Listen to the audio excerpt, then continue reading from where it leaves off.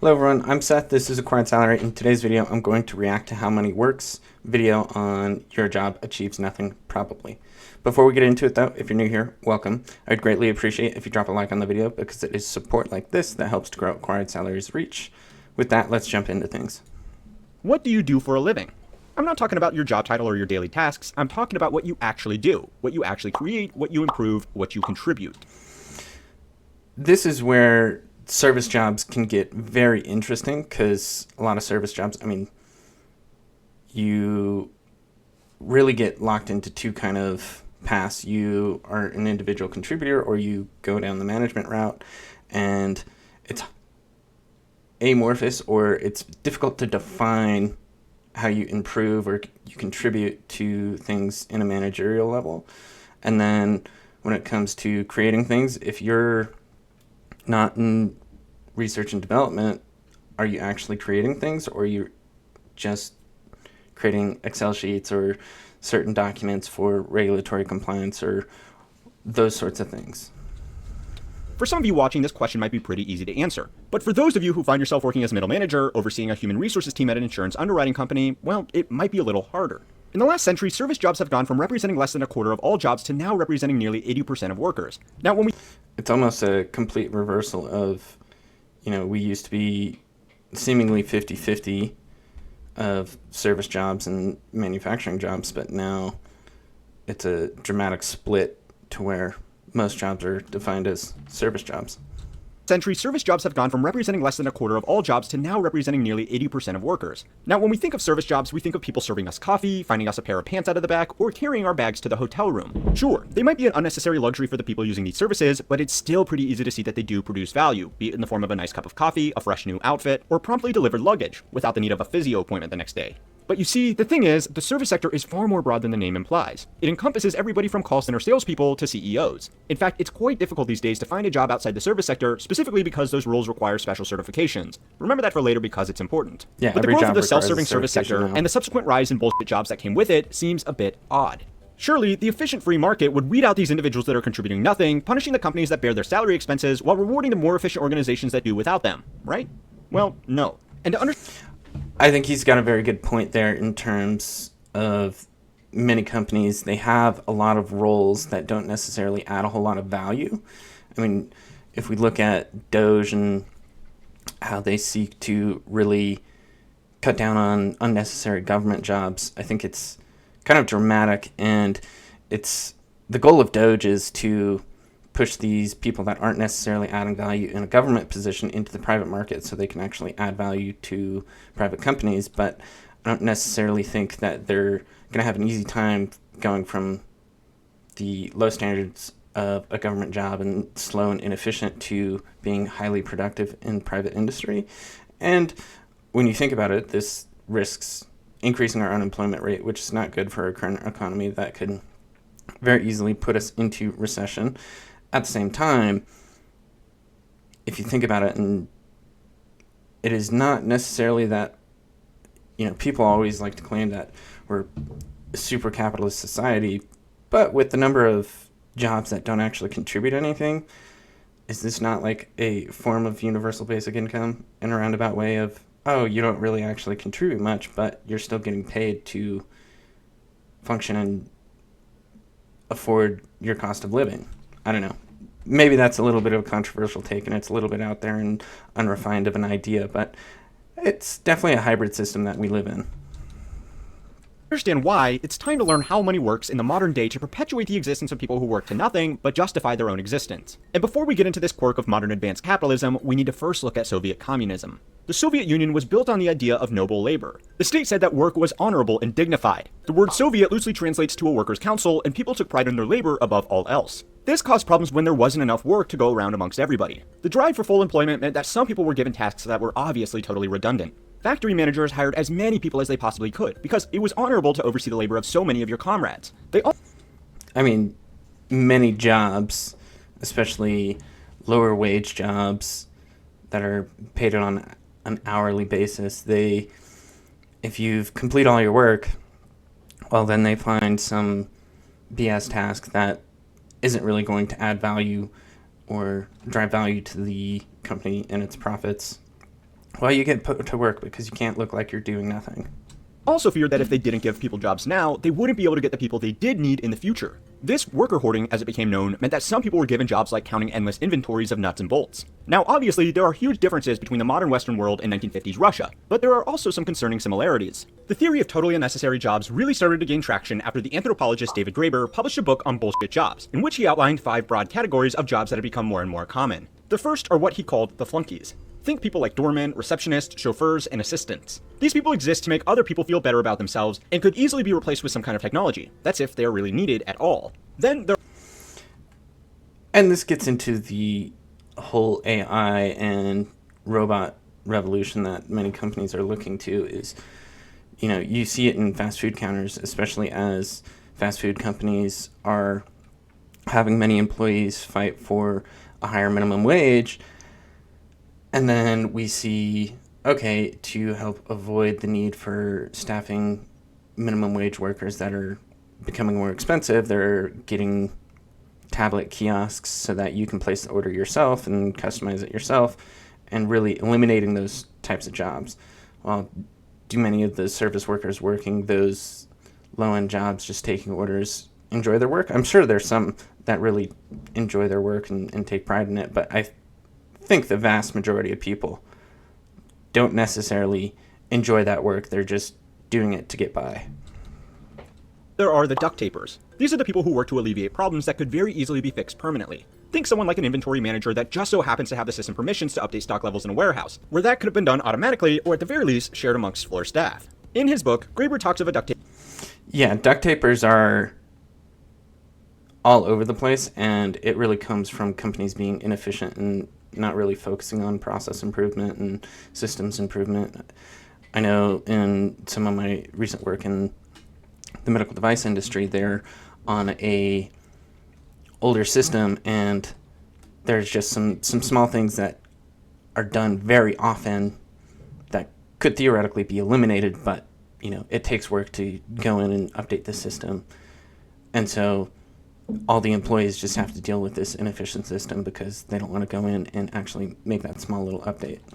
Taper, whose entire job was fixing the mistakes made by an apparently brilliant statistician. In reality, this star employee was actually hopeless, and the duct taper had to fight with bureaucracy to get his mistakes fixed before they could do any damage. This example shows that the solution to the problem is not always getting rid of the person in the bullshit job, because the duct taper themselves was probably contributing some value, but would be able to create value much more effectively had a needless obstacle been removed. The same cannot be said for the next bullshit job category on the bullshit jobs list, and that is the box tickers, the army of mindless drones that exist in big companies around the world because they make said companies appear legitimate to other big companies. Think of the people that create internal company newspapers with stories about key executives, or whatever it is that's reported on those things. I mean, nobody actually reads them, and that's the point.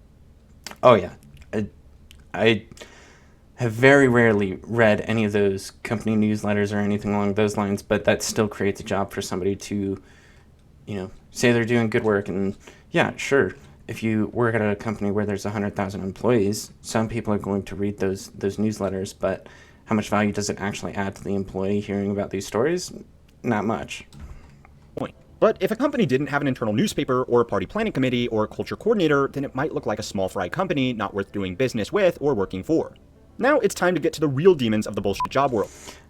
From that point there, what problem does that really solve? Are you serious? If I was a business leader, I'm not going to look at a company and be like, oh, they don't have a company newsletter, I'm not going to do business with them. I'm going to do business with them if they're providing a product or service that I need that solves a problem that I'm looking to solve. It shouldn't matter whether or not they have a company newsletter. That's an absurd criteria to filter whether or not you're going to be doing business with the company. The Goons. Goons are an affectionate name to a class of jobs that actually has a negative impact on society, but make themselves necessary by simply existing. The classic example of this is in-house corporate lawyers. They don't really produce anything, but if you don't have them, then it will end up costing you more to hire external counsel to fight off lawsuits from companies that do have internal corporate lawyers. Perhaps the best example of this are patent trolls, which are basically companies that will buy up other companies with lots of generic patents, and then try to sue other companies in the hope that they will just agree to settle out in court. Even the largest companies in the world are guilty of perpetuating this negative-sum game. Apple famous... That almost seems...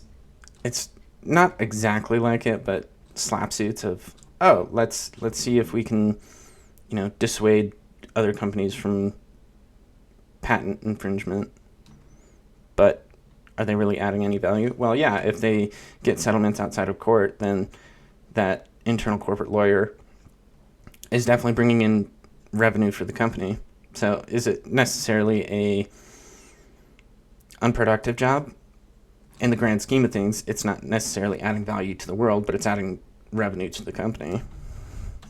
Sued Samsung for a patent over a rectangular phone with rounded corners. Now just ask yourself, despite what you might think about patents and intellectual property, what value was being created by the thousands of people whose full-time job it was to enforce that ruling? Beyond just the lawyers, there are people like the lobbyists who fight to simply change the rules of the game around, and salespeople who exist purely to move business dealings from one company to another while being the definition of a middleman in the process. Now, you might think that the goons are bad, but they have nothing on the worst amongst the bunch of pointless workers: the taskmasters. These are the people assigned to watch over and manage people that really don't need to be watched over or managed. Effective management does exist, especially when it's coordinating a team with a wide set of skills. But someone like a sales manager who lords over a team of people with exactly the same job title is a little bit different. At best, they are going to be an overpaid cheerleader encouraging people to work harder in roles that may themselves be bullshit.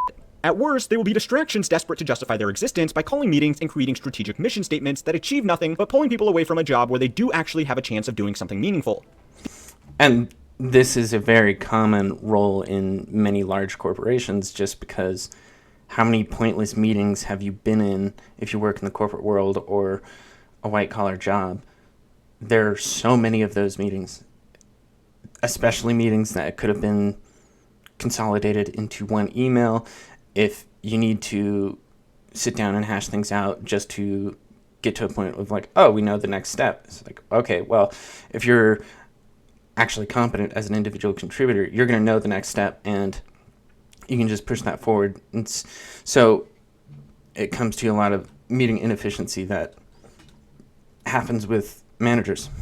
These roles are not singular prescriptions. In fact, some specifically useless employees may find their role is a combination of all 5 of these factors. Many middle managers exist to oversee fundamentally useless departments and only have a job because a highly layered corporate hierarchy makes the bigwigs at the top of the food chain feel good about themselves.